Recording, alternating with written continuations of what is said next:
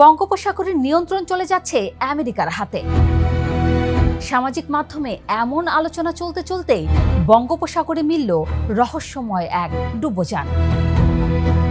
এমন ঘটনায় রীতিমতো ঝড় উঠেছে দেশ জুড়ে। নামজাদা বিশ্লেষকরাও প্রশ্ন করা শুরু করেছেন, তবে কি শুরু হয়ে গেল সেই প্রক্রিয়া?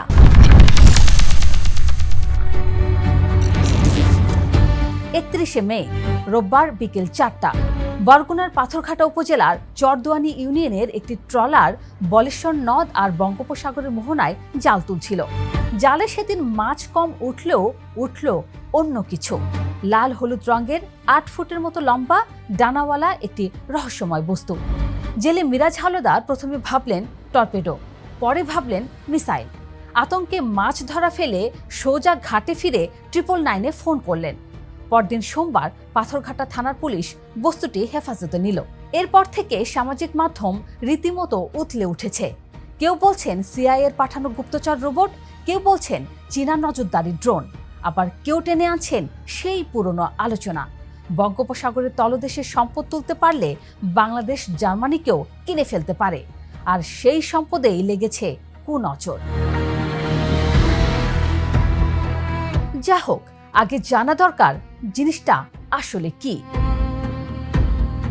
বস্তুটির প্রযুক্তিগত নাম অটোনোমাস আন্ডারওয়াটার ভেহিকল বা সংক্ষেপে AUV। চালকবিহীন এই ডুবোযান সমুদ্রের গভীরে নিজে নিজে চলতে পারে। তাপমাত্রা, লবণাক্ততা, তলদেশের ভৌগোলিক মানচিত্র এবং সবচেয়ে গুরুত্বপূর্ণ খনিজের উপস্থিতি পরিমাপ করে। উন্নত দেশগুলোর বড় বড় তেল কোম্পানি এবং নৌবাহিনী এই যান ব্যাপকভাবে ব্যবহার করে। বিশেষজ্ঞদের ধারণা, আন্তর্জাতিক জলসীমায় কোনো কোম্পানি বা রাষ্ট্রের এই AUV ব্যাটারি ফুরিয়ে কিংবা যান্ত্রিক ত্রুটিতে স্রোতের টানে বাংলাদেশের উপকূলে এসে পড়েছে। কিন্তু বিষয়টা কি এতটাই সরল, বিশেষ করে এই সময়টায় যখন বঙ্গোপসাগরের নিয়ন্ত্রণ নিয়ে রীতিমতো প্রকাশ্য হয়ে উঠছে দ্বন্দ্ব?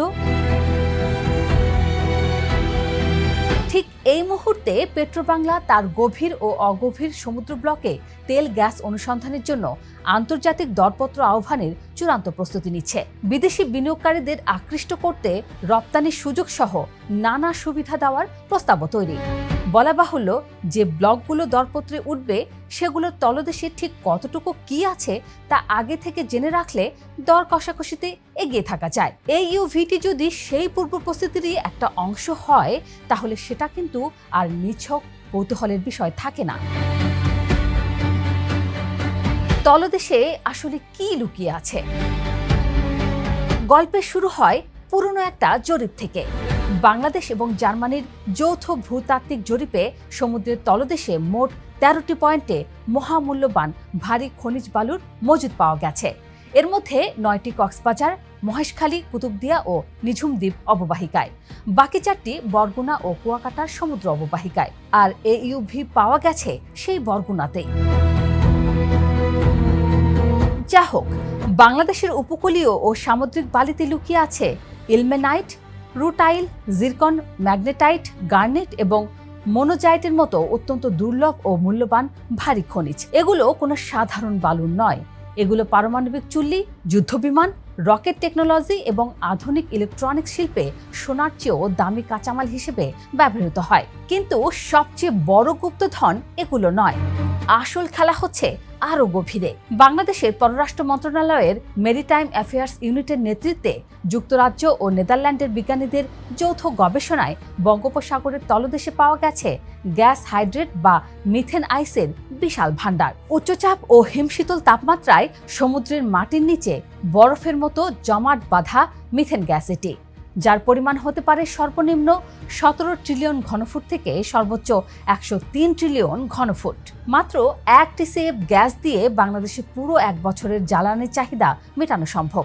সেখানে 103 TCF মানে আগামী 100 বছরের নিরাপদ জ্বালানি। এর উপর প্রচলিত প্রাকৃতিক গ্যাসের মজুদ যোগ করলে মোট আর্থিক মূল্য সত্যি $1 ট্রিলিয়ন ছাড়িয়ে যায়। প্রশ্ন উঠেছে, দেশের ভেতরে গ্যাসের প্রাচুর্য থাকতেও বছরে হাজার কোটি টাকা খরচ করে বিদেশ থেকে LNG আমদানি করছে বাংলাদেশ কেন? বঙ্গোপসাগর শুধু খনিজের খনি নয়, এটা বিশ্বের সবচেয়ে গুরুত্বপূর্ণ সামুদ্রিক বাণিজ্য রুট। সেই কারণেই এই সাগর ঘিরে চলছে পরাশক্তিদের নীরব দাবা খেলা। 2023 সালে মার্কিন জ্বালানি জায়ান্ট এক্সন মোবিল দরপত্র ছাড়াই সরাসরি 15টি গভীর সমুদ্র ব্লকে অনুসন্ধানের প্রস্তাব দিয়েছিল। আপাত দৃষ্টিতে বাণিজ্যিক হলেও বিষয়টিকে কৌশলগত বলেই রায় বিশ্লেষকদের। কারণ সেই ব্লকগুলো ছিল সরাসরি ভারত ও মিয়ানমার সীমান্তের পাশে, যেখানে মিয়ানমারের কিয়াকফি বন্দরে চীনের 70% মালিকানাধীন অর্থনৈতিক জোন এবং চীনের মূল ভূখণ্ডে যাওয়ার তেল গ্যাস পাইপলাইন রয়েছে। সেখানে আমেরিকান ঘাঁটি মানে চীন ও ভারত দুজনের জন্যই সরাসরি গলায় ফাঁস। রাশিয়ার উপস্থিতিও আছে এই এলাকায়। তাই সেই AUVটি আসলে কার সেটা জানাটা গুরুত্বপূর্ণ।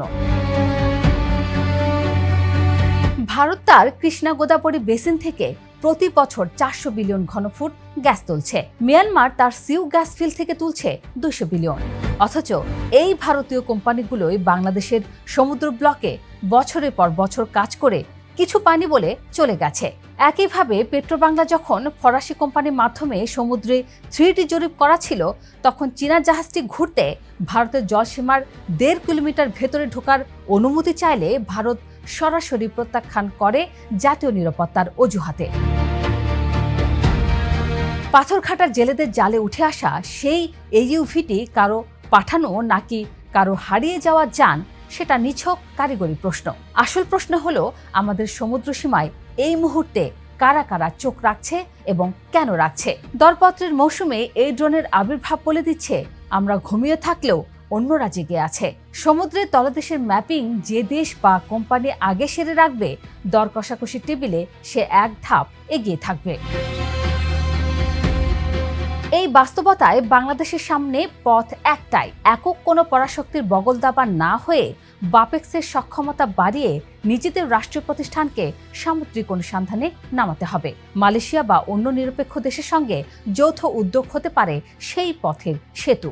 আমেরিকাকে ঠেকাতে চীনকে ডাকা বা চীনকে ঠেকাতে রাশিয়ার কাছে হাত পাততে যাওয়া, সবই আত্মঘাতী কৌশল হতে পারে।